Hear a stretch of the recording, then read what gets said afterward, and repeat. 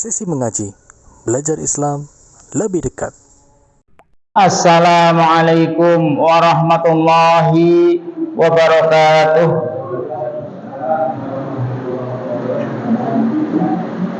Alhamdulillah, assalatu wassalamu ala rasulillah wa ala alihi wa ashabihi wa tabi'in wa man tabi'ahum bi ihsanin ila yaumil qiyamah.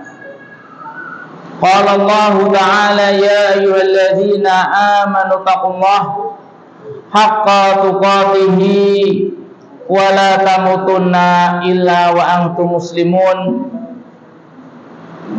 Amma ba'd. Alhamdulillah,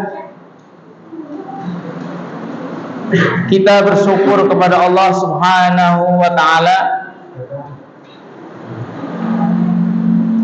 atas segala nikmatnya yang Allah limpahkan kepada kita sekalian. Kita bisa berkumpul di tempat yang mulia, di majlis yang dimuliakan Allah, didoakan oleh para malaikat dan juga para makhluknya. Dan di majelis ini pula salah satu cara kita dimudahkan melaksanakan salah satu kewajiban kita, yakni talabul ilm, menuntut ilmu, baik untuk diri kita sendiri ataupun untuk keluarga kita. Sehingga khususnya bagi kita seorang suami, cara paling mudah untuk menasihati anak dan istri adalah diajak ke majelis ilmu. Kalau di rumah misalnya habis menuntut ilmu, kita bawa catatan langsung sampai rumah, innalhamdulillah, kira-kira gimana itu ya? Baru saja langsung jadi ustadznya. Jadi cara yang paling mudah adalah ajak keluarga ya. Dan ini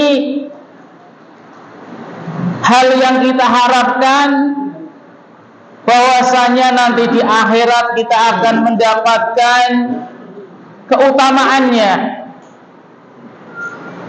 yakni keutamaan mempelajari syariat Islam, mempelajari Al-Quran, mempelajari Sunnah, yang dimana suatu hari tidak ada penolong kecuali Allah Subhanahu wa ta'ala. Al-Quran yang kita pelajari akan menjadi syafaat dengan izin Allah Subhanahu wa ta'ala, akan menjadi syafaat bagi orang yang membacanya, mempelajarinya, mengamalkannya. Innal Qur'ana jaa yaumal qiyamah syafi'an li ashabiha. Al-Quran nanti datang pada hari kiamat syafi'an, sebagai penolong, pemberi syafaat. Di hari tidak ada penolong kecuali Allah Subhanahu wa ta'ala, Al-Quran menjadi perantara sebagai penolong siapapun yang membacanya, mengamalkannya.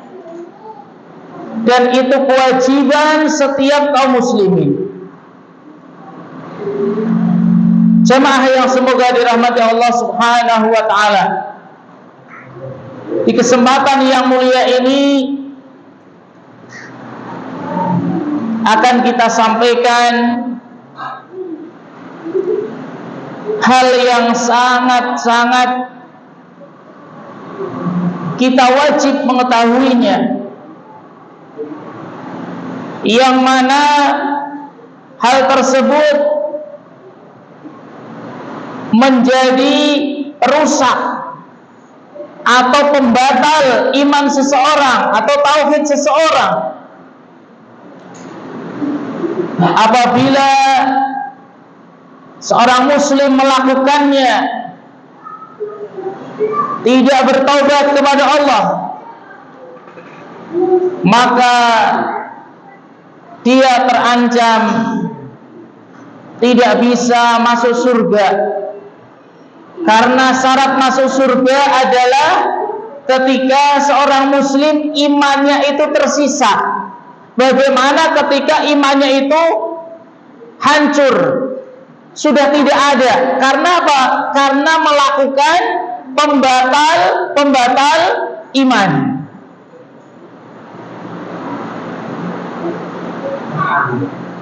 Yakni asyirkul akbar, syirik besar.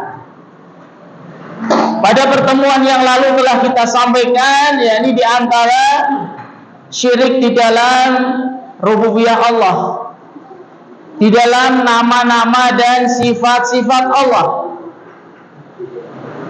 Dan di kesempatan yang mulia ini akan kita sampaikan pembatal iman, pembatal tauhid,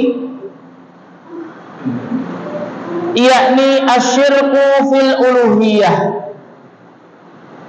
kesyirikan di dalam ibadah. Kenapa ini diakhirkan? Karena pembahasan tentang kesyirikan di dalam ibadah itu lebih banyak daripada di dalam rububiyah dan nama-nama dan sifat-sifat Allah, sehingga diletakkan di akhir. Qala al-mu'allif Syekh Abdullah ibn Abdul Aziz Al-Jibrin rahimahullahu ta'ala,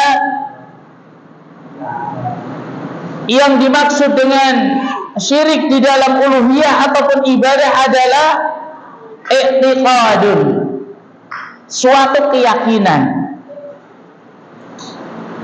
Karena kita membahas tentang akidah, keyakinan. Anna ghairallahi ta'ala yastahiqu ayyu'bada, memiliki keyakinan bahwasanya selain Allah itu berhak untuk diibadahi.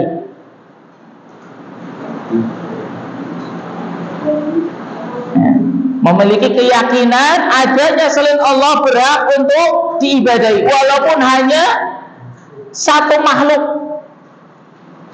di antara ribuan, jutaan, miliaran makhluk. Dia hanya beribadah kepada satu makhluk saja, sudah termasuk dia melakukan kesyirikan di dalam ibadah.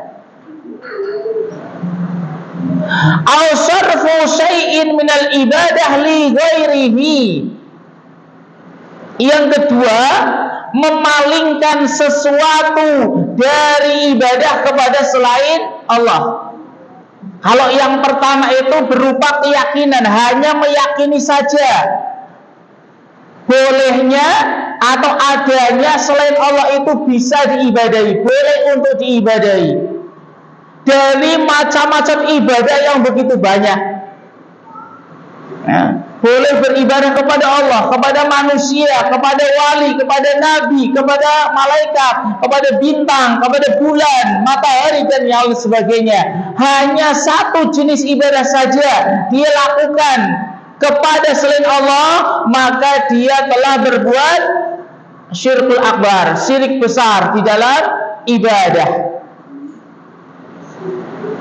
Yang pertama keyakinan, meyakini saja. Yang kedua perbuatannya, memalingkan salah satu dari ibadah kepada selain Allah.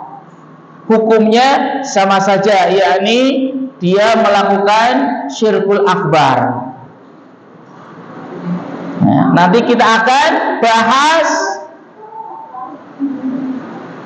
jenisnya, kemudian contoh-contohnya.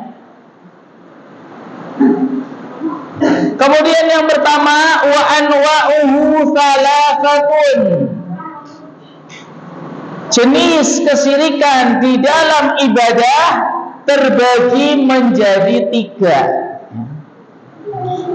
Ya, kesyirikan di dalam ibadah ada 3 bagian, dan 3 bagian ini nanti ada contohnya masing-masing. Yang pertama, jenis yang pertama, i'tiqadu syarikin lillahi ta'ala fil uluhiyah.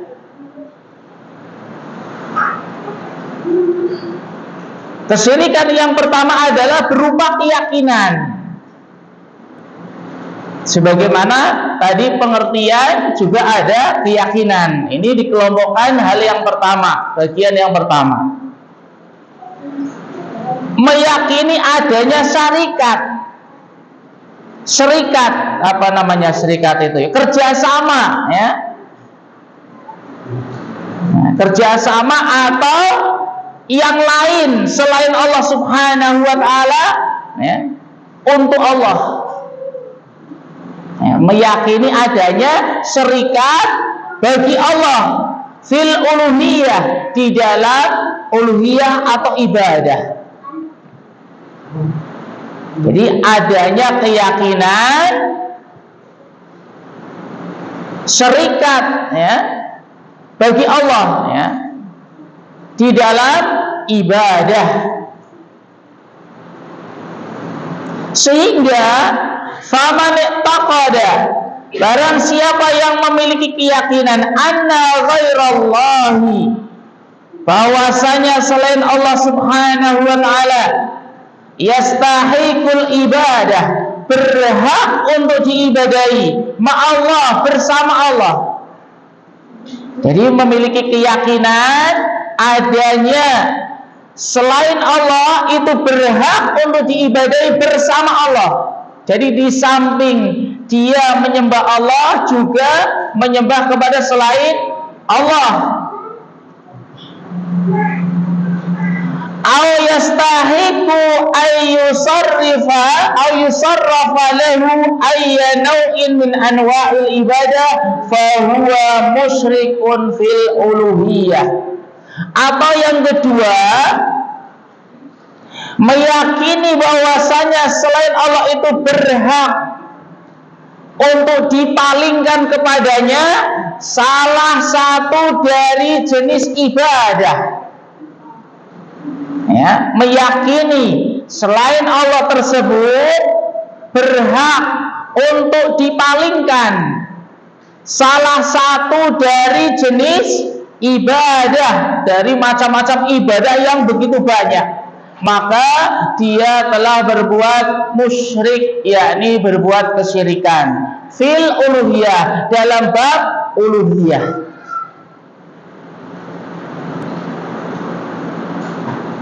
Dan nanti akan kita jelaskan macam-macam ibadah tersebut. Yang pertemuan sebelumnya juga telah kita jelaskan makna ibadah, pembagian ibadah, ada ibadah mahdhah, ghairu mahdhah, ya, dan yang sebagainya.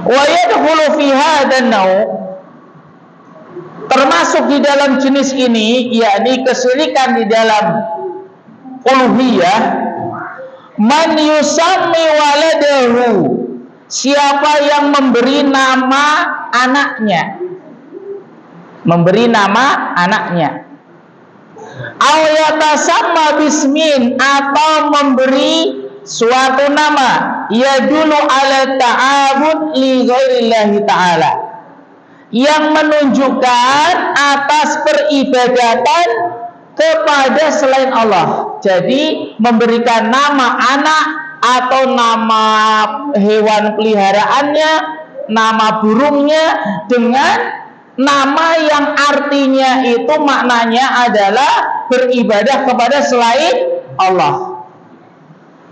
Contohnya adalah Abdur Rasul, hambanya Rasul, harusnya kan Abdullah, hambanya Allah. Ya, memberi nama Abdur Rasul atau Abdul Husain, Biasanya orang-orang Syiah ini ya, karena orang-orang Syiah kan mengagungkan Hasan Husain, Abdul Husain, ya, Abdul Hasan atau Abdul Ali, ya, mengagungkan seseorang apa? Seseorang yang benar-benar mengidolakan seseorang, sangat-sangat mengidolakan, dinamai Abdul siapa ya, nama seseorang, Abdul Bejo misalnya ya. Hambanya Bejo, maknanya adalah hambanya Bejo, hambanya Rasul ya, hambanya malaikat, misalnya Abdul Malaikat ya. Atau yang lainnya. Maka faman sama waladahu, siapa yang memberi nama kepada anaknya, atau sama bisain min hadil asma, atau memberi nama dengan nama-nama seperti ini, allati fiha ta'abud, yang mengandung peribadatan lil makhluk kepada makhluk, muqtaqidan ya, disertai keyakinan, memberikan nama tapi ada keyakinan anna hadzal makhluqa, bahwasanya makhluk tersebut yang diberi nama tersebut yastahiqu ayyubada, berhak untuk diibadahi. Dia memberikan nama Abdur Rasul karena dia meyakini Rasul itu juga boleh untuk diibadahi. Kalau dalam hal sholat mungkin ibadahnya kepada Allah, nanti dalam hal ibadah berdoa, ibadah yang lainnya minta hujan kepada Rasul misalnya, kepada malaikat, kepada Husain, kepada Hasan dan yang lainnya. Disertai keyakinan tersebut, fahuwa musyrikun billahi ta'ala asyirkul akbar, maka dia telah berbuat kesyirikan, syirik yang besar, syirkul akbar. Yang ini termasuk pembatal tauhid atau pembatal keislaman. Amma in kana mujarradu tasmiyatin, adapun apabila hanya sekedar memberi nama ikut-ikutan biar keren misalnya ya, Abdul Wali, hambanya Wali, nah misal dia tidak tahu artinya, hanya biar namanya keren ini ya. Yang lain kok sini Abdullah semua ini, kayaknya kok kembar, pingin beda, tujuannya pingin beda tapi tidak paham ya. Kayak seseorang memberikan nama apa ya, Jahannam, nah, misalnya ya, keren kayaknya ini, ternyata namanya neraka ini ya. Hanya semata-mata taqlidan li ghairihi, hanya ikut-ikutan, fahuwa minasyirkil asghar, maka dia terjatuh kepada syirik kecil. Syirik kecil tapi namanya kecil, tapi termasuk dosa besar. Hanya nama saja kecil tapi ini termasuk dosa besar, bahkan dosa yang tidak diampuni jika meninggal tidak bertaubat, akan tetapi tidak terancam kekal di neraka. Ini bedanya syirik besar dengan syirik kecil. Kalau syirik besar menjadi pembatal iman, tapi kalau syirik kecil menjadi apa? Penghalang dia mencapai iman yang sempurna ya. Nanti ada pembahasannya ya, pembahasan sendiri tentang syirkul asghar.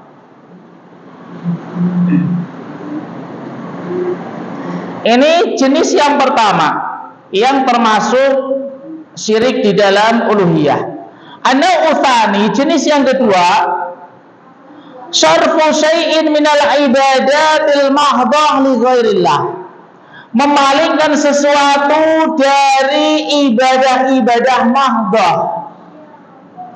Ya, pertemuan yang lalu telah kita sampaikan ya tentang makna ibadah. Di sana ada pembagian ibadah mahdhah dan ghairu mahdhah. Ketika seseorang memalingkan sesuatu, salah satu dari ibadah-ibadah yang mahdhah, yang memang Allah mensyariatkan sebagai ibadah, ya, perbuatan tersebut disyariatkan memang untuk ibadah. jika dipalingkan kepada selain Allah, maka dia telah berbuat kesyirikan. Ini ibadah mahdhah. Contohnya apa? Salat. Ya, contohnya salat. Tidak boleh orang salat itu untuk selain Allah, tidak boleh. Ya, karena salat itu disyariatkan memang untuk ibadah, bukan yang lainnya. Tidak boleh diniatkan untuk yang lainnya. Ini ibadah mahdhah. Maka apabila seseorang melakukan ibadah mahdhah kemudian dipalingkan kepada selain Allah, maka dia telah berbuat syirkul akbar, syirik besar di dalam uluhiyah. Baik itu ibadah qalbiyah, ya, ibadah qauliyah, ucapan, amaliyah, ataupun perbuatan, wal maliyah, atau harta berupa zakat, ya. Karena ini hakun lillah. Karena ibadah mahdhah itu adalah hak untuk Allah Subhanahu wa taala. La yajuzu an tusarrifa li ghairihi, dan tidak boleh dipalingkan kepada selain Allah Subhanahu wa taala. Maka faman sarafa syai'an minha li ghairillah, barang siapa yang memalingkan sesuatu dari ibadah yang mahdhah kepada selain Allah, faqad waqa'a fi syirkil akbar, maka dia terjatuh di dalam syirik besar. yakni ibadah-ibadah yang memang Allah perintahkan untuk beribadah hanya kepada Allah, ya. Ciri-ciri ibadah mahdhah itu adalah memang disyariatkan untuk ibadah. Jika dipalingkan kepada selain Allah, maka dia telah berbuat kesyirikan atau haram, ya. Haram dipalingkan kepada selain Allah. Beda yang ghairu mahdhah, yang asal mulanya itu adalah urusan dunia, akan tetapi ketika diniatkan untuk ibadah maka bernilai ibadah. Seseorang yang makan, minum, ya, kemudian mandi, misalnya berolahraga, yang itu urusan dunia, jika diniatkan untuk ibadah maka bernilai ibadah. Itu yang ghairu mahdhah.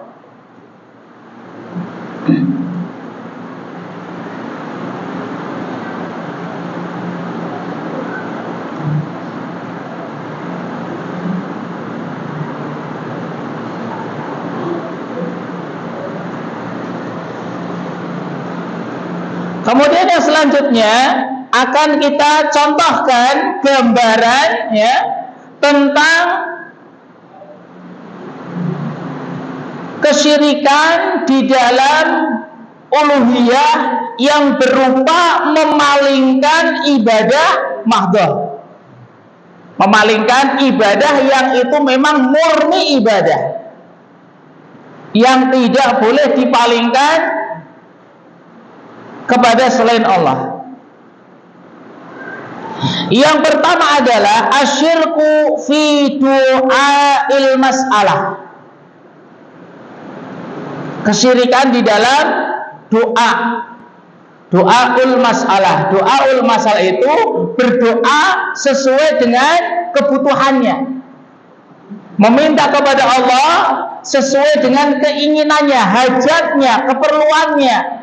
Ingin kesehatan, ya, ingin lancar rizki, ingin kesembuhan dari penyakit, ingin dapat jodoh, ingin dapat pekerjaan, dan yang lain sebagainya. Ingin dapat kendaraan, ingin rumah yang bagus, dan yang lainnya. Ini doaul masalah. Ternyata seseorang ketika berdoa bisa terjerumus kepada syirik besar. Sehingga kita perlu tahu, karena setiap hari kita berdoa, setiap hari kita butuh Allah, setiap hari kita punya hajat, punya keperluan, ya, dan tidak semua orang bisa kita minta bantuan. Ada hal-hal yang memang itu mutlak, hanya Allah yang mengabulkan. Yakni doaul mas'alah, yaitu ayat lubal abdu min rabbihi jalba marhubin. Yang dimaksud doaul mas'alah adalah seorang hamba meminta dari Allah Subhanahu wa ta'ala agar memberikan yang dia inginkan, ya. Meminta kepada Allah agar mendapatkan apa yang diinginkan. Karena setiap orang punya keinginan. Minta kepada Allah, berilah saya rezeki, ya. Berilah saya kelancaran, berilah saya motor baru, berilah saya motor listrik. Nah, ini yang lagi banyak, ya. Banyak orang pengen beli motor listrik, ternyata buka Facebook banyak yang ingin dijual, gitu ya. Yang pertama adalah menginginkan sesuatu yang diinginkan, audaf amarhubin, atau menginginkan sesuatu itu dihindarkan dari dirinya, dari sesuatu yang dia benci. Ya Allah, jangan sampai keluarga saya terkena penyakit. Nah, misalnya doa seperti itu. Kan ada doa ingin mendapatkan sesuatu, ada doa ingin dipalingkan dari sesuatu bahaya, dipalingkan dari penyakit, dipalingkan dari musibah, atau diangkatnya musibah yang sudah mengenai kita. Ini doaul mas'alah. Wa yadkhulu fi doaul mas'alah, termasuk di dalam doa masalah adalah al-isti'anah, minta pertolongan. Pertolongan apa sajalah, minta tolong kepada Allah. Wal isti'adah, minta perlindungan, ya. Seandainya anak-anak kita itu sudah paham tentang tauhid ini, ketika dibully, ya, ketika dibully kan biasanya lagi rame-rame bully, ajari anak-anak apa? Tauhid kepada Allah, minta kepada Allah, minta pertolongan kepada Allah, perlindungan kepada Allah. Walaupun banyak orang ingin mencelakai dia, ingin menghinanya, kalau Allah menangkisnya, sudah, semuanya akan jadi sayang kepada dia.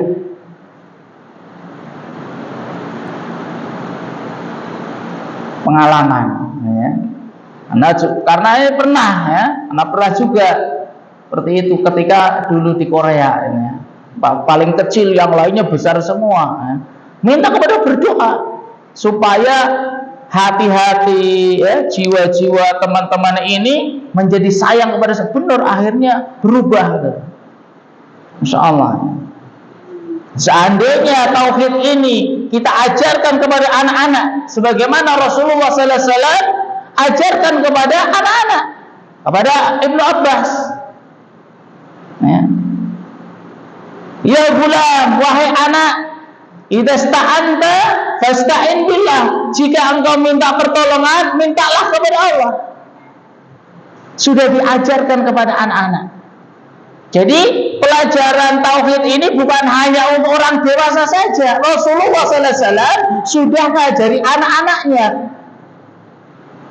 kepada anak orang lain, ya. Termasuk doa masalah adalah al-istighotsah. Al-istighotsah adalah minta pertolongan diangkatnya musibah yang sudah mengenai kita. Sudah diuji musibah penyakit misalnya, diuji kekurangan, ya, diuji yang lainnya, agar segera diangkat.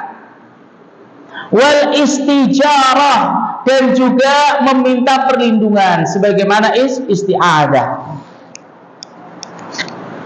Jadi semua ibadah-ibadah ini, baik isti'anah, isti'adah, istighotsah, istijarah, itu wajib meminta kepada Allah, karena ini termasuk ibadah mahdhah, tidak boleh dipalingkan kepada selain Allah. Jika dia meminta perlindungan, meminta pertolongan, ya, meminta diangkat musibah yang sudah mengenainya kepada selain Allah, baik malaikat, para nabi, para rasul, kepada bulan, bintang yang lainnya, maka dia telah berbuat kesyirikan di dalam uluhiyah, di dalam ibadah.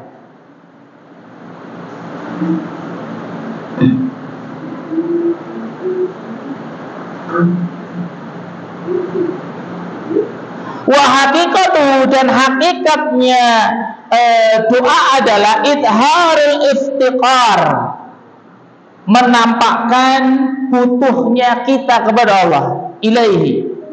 Makanya salah satu cara agar doa itu mustajab, dikabulkan oleh Allah adalah kita menghinakan diri, benar-benar butuh kepada Allah, ya, benar-benar butuh kepada Allah Subhanahu wa ta'ala.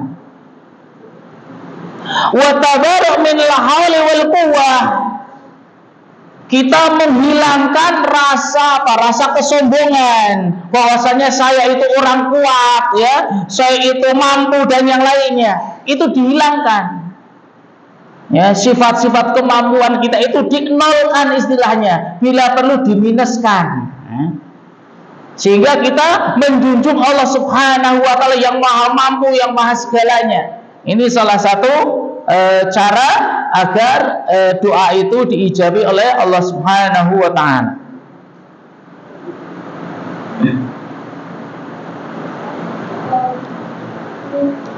Wa doa, dan doa min ahami anwa'il ibadah. Doa itu termasuk ibadah yang paling penting. Fayajibu sarfu lillahi ta'ala, maka wajib memalingkannya hanya kepada Allah Subhanahu wa ta'ala.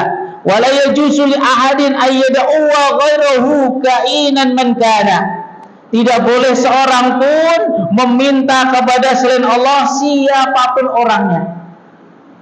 Siapapun orangnya, ya. Qala Allah Ta'ala, Allah Subhanahu wa ta'ala berfirman dalam surat Ghafir, ya, Al-Mu'min, ya, Al-Mu'minun, Al-Mu'min apa Al-Mu'minun? Ghafir, Mu'minun. Nanti dicek, ya. Ayat yang ke-60, Allah Subhanahu wa ta'ala berfirman, wa qala rabbukum ud'uni astajib lakum.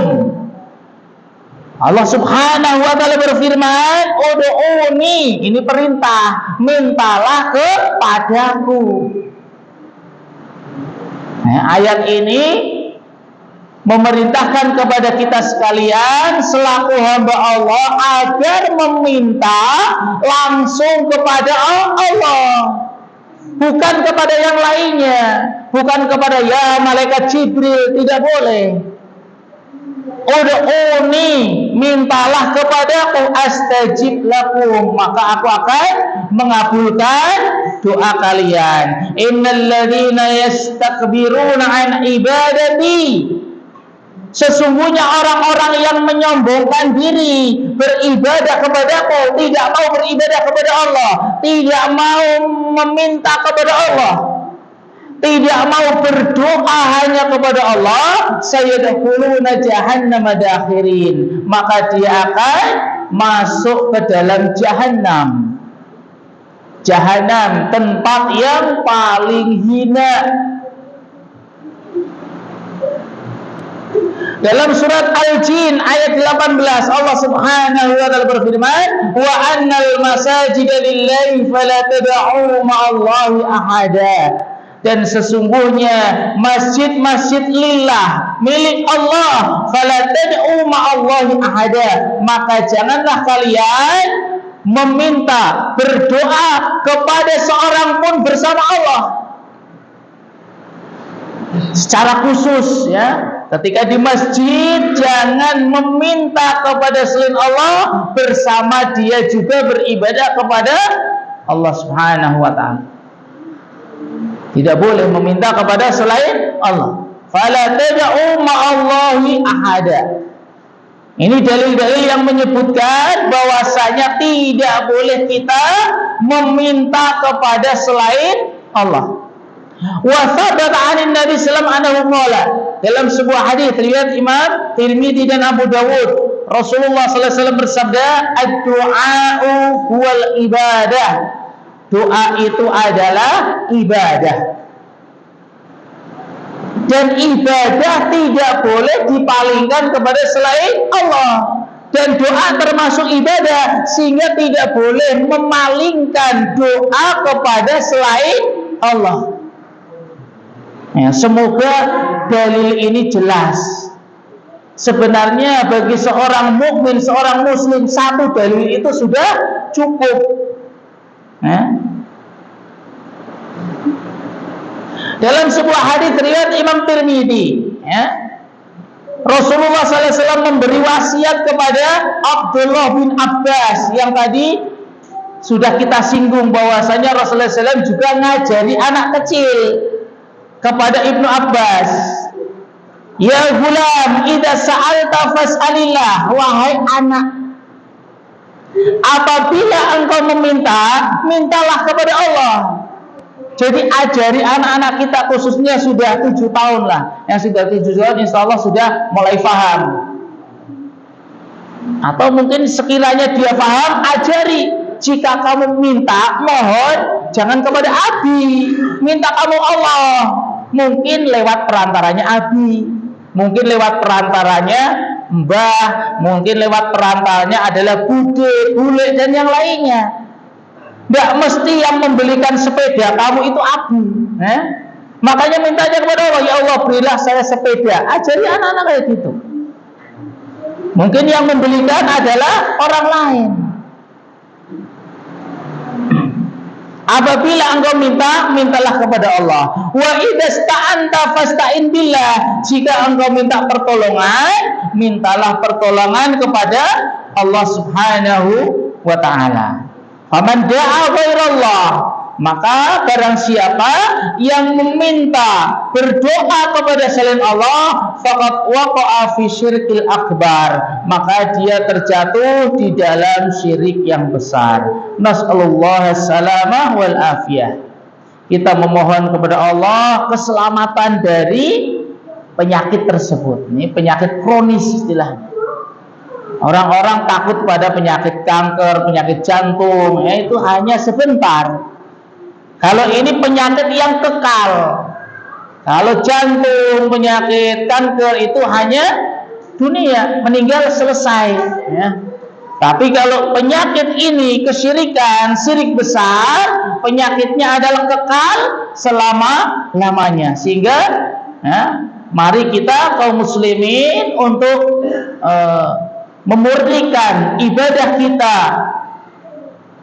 hanya kepada Allah Subhanahu wa taala, dan jangan malu, jangan ragu untuk hadir di majelis ilmu. Bagaimana kita akan mengetahui syariat yang diajarkan Rasulullah sallallahu alaihi wasallam kepada para sahabat kalau kita tidak menuntut ilmu, kalau kita tidak menyempatkan waktu untuk hadir di majelis ilmu, untuk duduk mendengarkan. Namanya majelis ilmu adalah majelis yang disampaikan ilmu, majelis yang disampaikan Al-Quran, majelis yang disampaikan hadis-hadis yang sahih. Bukan majelis yang di sana hanya, ya, bukan ilmu yang disampaikan, karena majelis itu banyak. Justru kebanyakan adalah yang tidak disampaikan ilmu. Sehingga marilah kita pandai-pandai untuk memilih, memilah, melihat mana yang benar-benar di majelis tersebut disampaikan ilmu atau yang lainnya.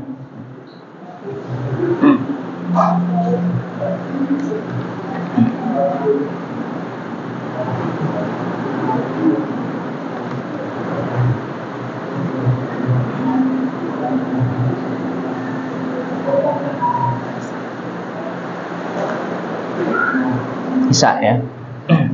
Insyaallah kita lanjutkan pada Isya biidznillah taala tentang contoh-contoh di dalam kesyirikan di dalam doa masalah ini biidznillah taala. Assalamualaikum warahmatullahi wabarakatuh.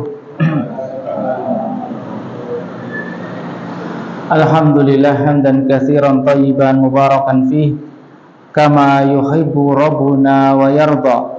Asyhadu an la ilaha illallah wahdahu la syarikalah wa asyhadu anna Muhammadan abduhu wa rasuluhu la nabiyya ba'dahu amma ba'd. Jemaah yang semoga dirahmati Allah Subhanahu wa taala. Kita lanjutkan pembahasan kita, yakni tentang kesyirikan di dalam ibadah, yakni di dalam doa, yang mana akidah-akidah seperti ini harus menancap di hati kita sangat kuat, karena seorang ahlu sunnah, walaupun dia seorang diri, dia harus teguh. Dan seseorang bisa kuat dengan akidahnya kalau dia memiliki ilmu.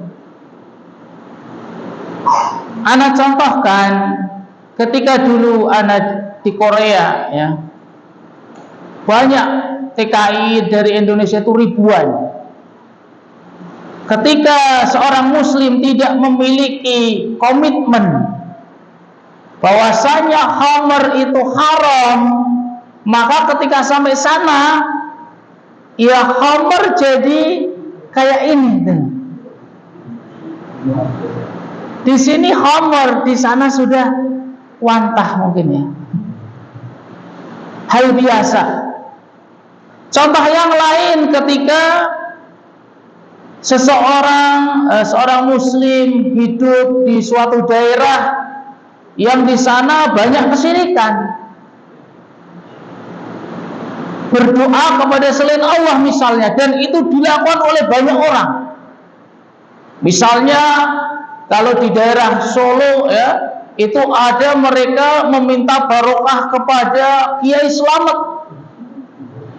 Kalau kiainya kiai manusia masih mending, kerbau itu, kerbau bule, ya, kerbau namanya Kiai Slamet, katanya jelmaan atau apa, naudzubillah. Dan kebanyakan yang melakukan hal tersebut adalah orang muslim. Kalau seseorang tidak memiliki akidah yang kuat, ilmu yang benar, hidup di sana pasti akan ikut. Anak-anak kecil sudah diajari diajak nonton, diajari beli beli makanannya untuk makani, biar dapat barokah dan yang lainnya. Ketika hidup di suatu daerah tidak memiliki ilmu, maka dia akan terjatuh kepada kebiasaan tersebut. Padahal yang namanya ahlus sunnah adalah, kata Ibnu Mas'ud, man wafaqal haqqa, siapapun yang sesuai dengan hak kebenaran, wa in kunta wahdah, walaupun engkau seorang diri.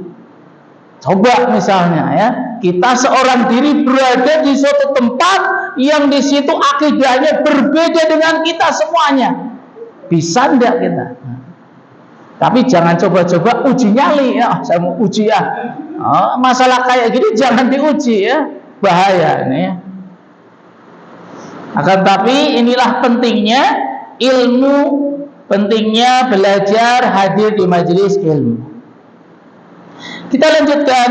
Qala al-mu'allif rahimahullahu ta'ala, wa min amthilati syirki fi du'ail masalah ma yali. Di antara contoh-contoh kesyirikan di dalam doaul masalah, berdoa meminta terhadap sesuatu masalah dia, hajatnya, kebutuhannya adalah ayat luba minnal mahluqi, meminta kepada makhluk, ya.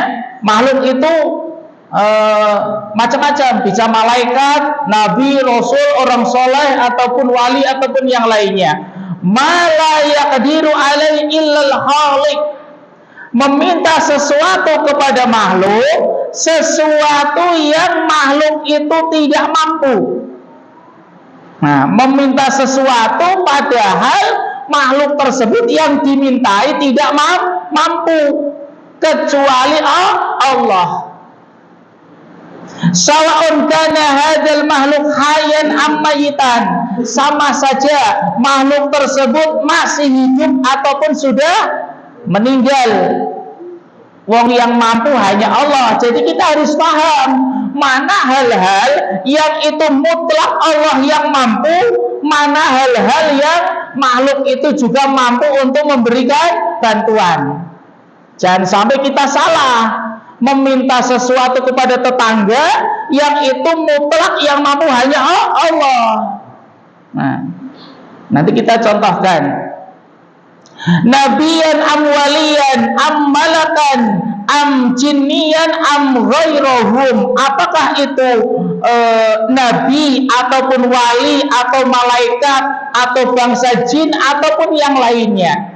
Contohnya adalah ka'ayat luba minhu shifa'a maridihi, misalnya meminta kesembuhan dari penyakit. Ini contohnya, tidak boleh kita meminta kesembuhan dari penyakit kita kepada malaikat, kepada nabi, kepada rasul, kepada yang lainnya, baik hidup ataupun sudah meninggal dunia.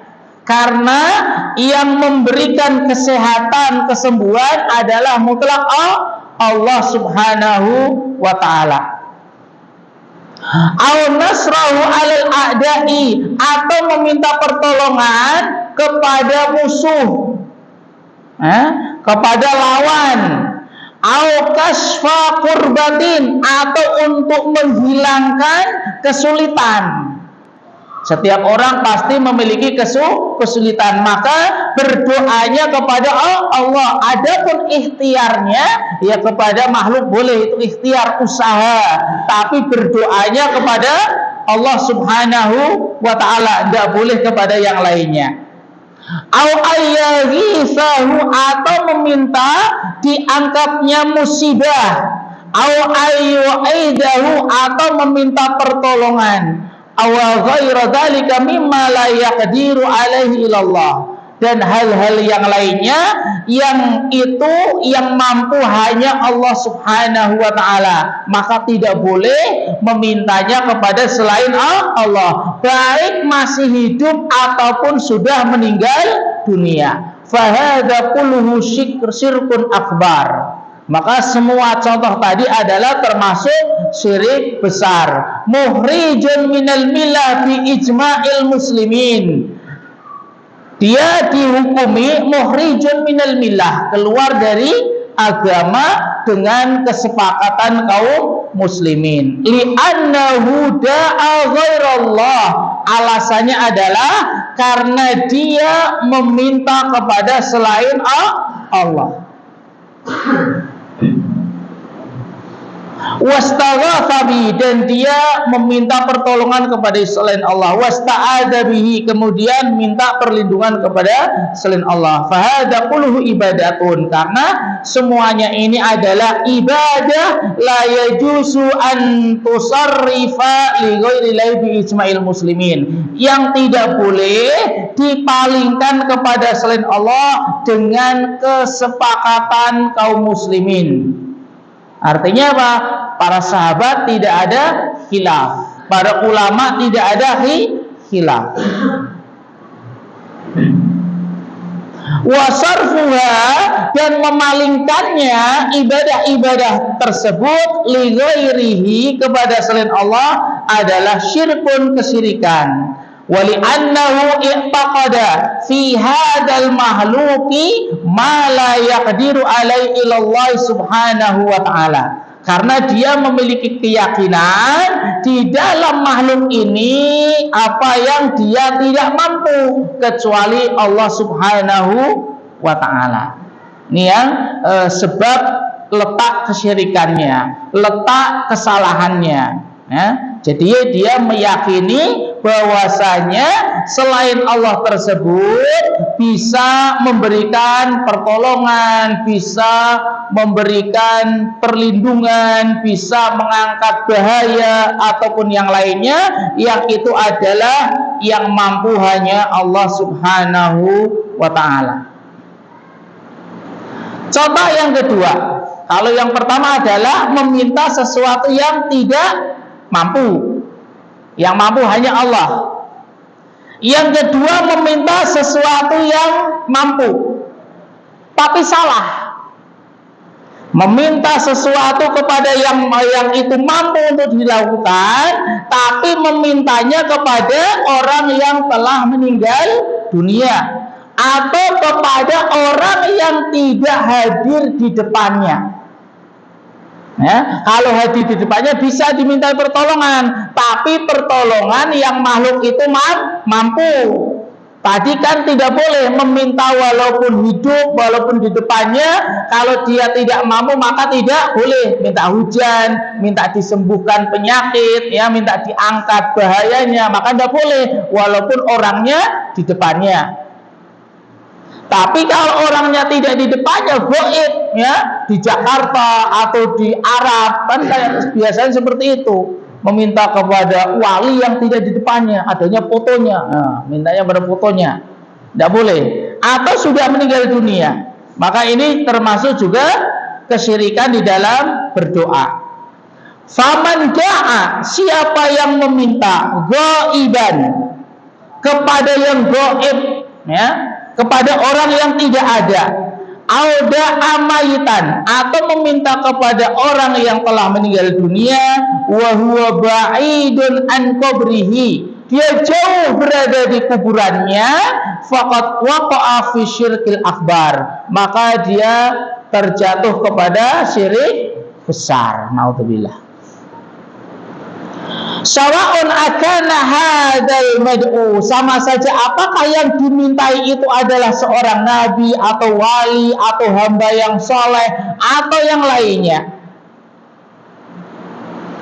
Wa sawa'un, sama saja juga dia meminta kepada dia sesuatu yang dia tidak mampu atau mampu. Yang mampu saja tidak boleh. Kalau orangnya sudah meninggal atau gaib, sesuatu yang mampu saja tidak boleh, ya. Misalnya apa? Minta duit hanya 10.000, kalau orangnya tidak ada, ya, tidak bisa, ya. Diseru orangnya tidak ada, dia mendengar, ya. Karena keyakinannya itu biasanya dia mendengar, dia mengabulkan, ya, dan yang lain sebagainya. Ya. Walaupun itu mampu, ya, maka kalau gaib itu maksudnya tidak diketahui, maka tidak boleh, ya. Atau telah meninggal dunia.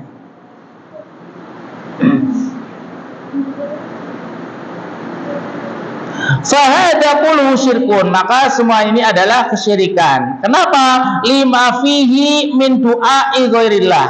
Alasan yang pertama, di dalam doa tersebut, berdoa meminta kepada orang yang gaib atau orang yang telah meninggal dunia itu ada permintaan kepada selain Allah. Ini yang pertama, meminta kepada selain Allah.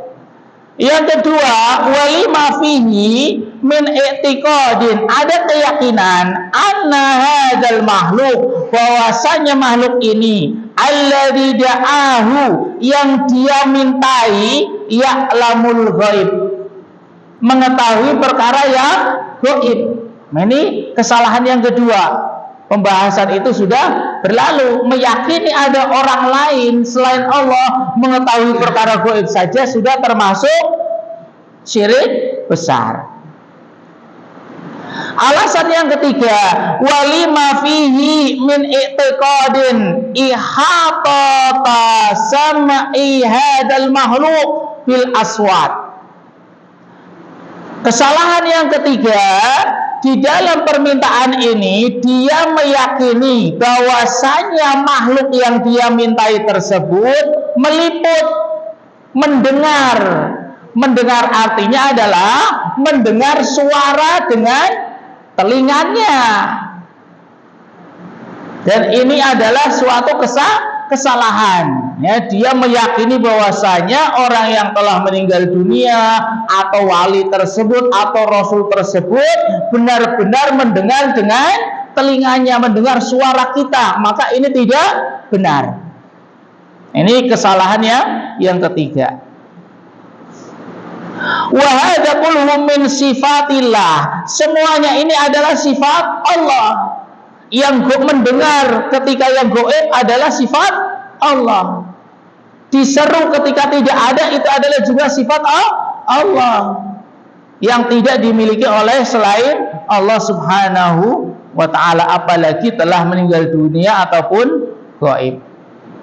Yang itu adalah kekhususan Allah Subhanahu wa ta'ala. Sehingga apabila dia meyakini adanya itu di dalam selain Allah, maka dia telah berbuat kesyirikan. Syirkun mukhrijun minal millah. Kesyirikan yang termasuk syirik besar yang mengeluarkan dari agama.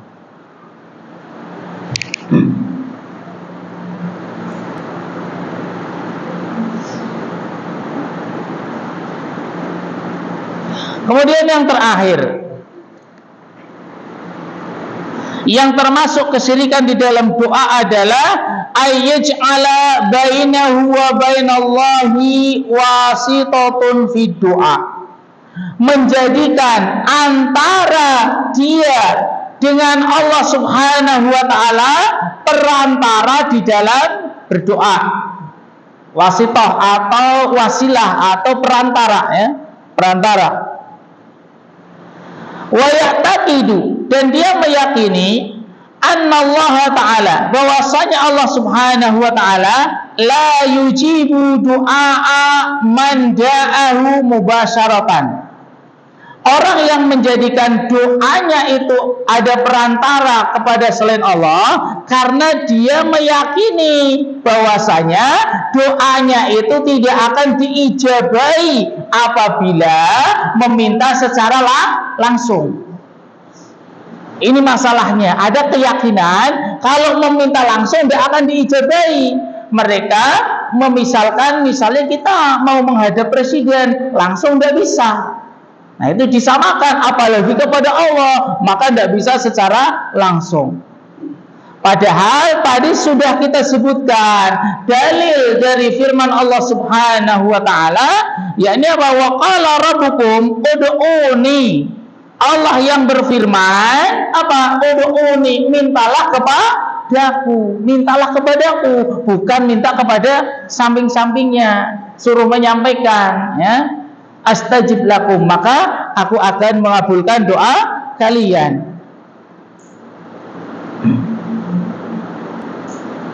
Maka bagi kaum muslimin yang masih ragu, ya, masih ragu untuk meminta berdoa langsung kepada Allah, silahkan baca ayat tadi, ya, ini surat Ghafir atau Al-Mu'minun ayat 60. Baca tafsirnya para ulama, baca penjelasannya para ulama, bukan penjelasannya orang yang tidak berilmu. Ini yang harus kita ketahui, baca tafsirannya orang berilmu siapapun lah, karena ini ijma kaum muslimin. Ijma kaum muslimin adalah muslimin yang berilmu. Maka carilah kitab yang kitab di situ yang ada tafsirnya, silakan baca. Tidak ada khilaf di antara kaum muslimin agar meminta langsung kepada Allah Subhanahu wa ta'ala.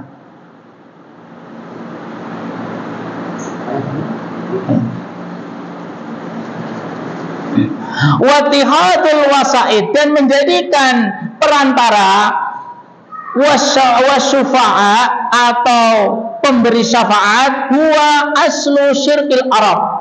Ini awal mula kesyirikan orang Arab.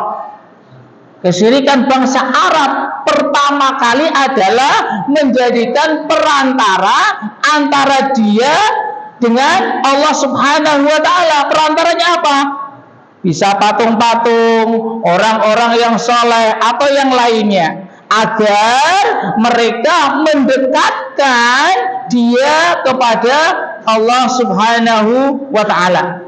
Maka perhatikan lagi dua ayat yang terakhir ini. Kalau tadi surat Ghafir perintah meminta langsung kepada Allah, ini yang kedua, bahwasanya kesyirikan yang terjadi pertama kali orang Arab adalah menjadikan perantara antara dia dengan Allah Subhanahu wa ta'ala dalam surat Az-Zumar ayat 3. Maka silakan baca dan tafsirnya oleh para ulama, siapapun ulama asal dia berilmu, insya Allah sama ya.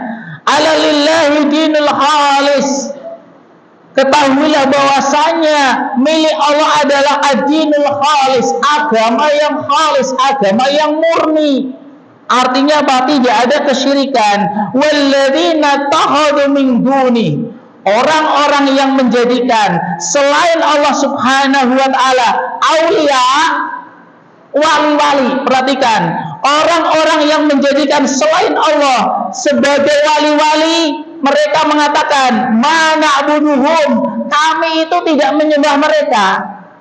Kalau ditanya orang Arab dulu yang menjadikan perantara itu, dia menjawab, saya itu tidak menyembah mereka, orang soleh, malaikat, para nabi dan rasul, illa kecuali liyuqarribuna ilallahi zulfa, agar mereka, para malaikat, orang soleh ini mendekatkan kami kepada Allah dengan sedekat-dekatnya. Jadi tujuannya apa? Agar doanya diterima oleh Allah. Jadi mereka menjadikan perantara tersebut apa? Liyuqarribuna ilallah, agar mereka mendekatkan kami kepada Allah. Liyuqarribuna ilallahi zulfa. Ini yang terakhir pembahasan tentang hal ini. Kemudian tanya jawab ya. Jam 8, Masya Allah. Apakah benar ibadah saja tidak diterima karena saya tidak mau bertutur sapa dengan seseorang tersebut? Maksudnya apa ini? Apakah benar ibadah saja tidak diterima? Maksudnya gimana ya? Ibadah saja tidak diterima karena saya tidak mau bertutur sapa dengan orang tersebut. Maksudnya gimana ya?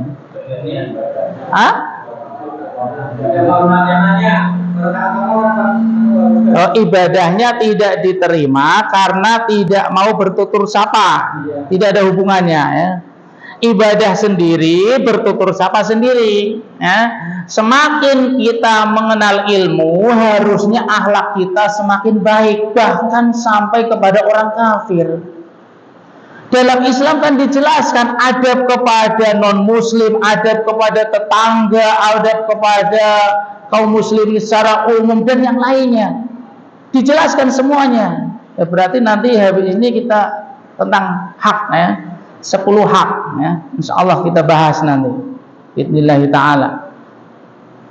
Jadi tidak ada hubungannya ya.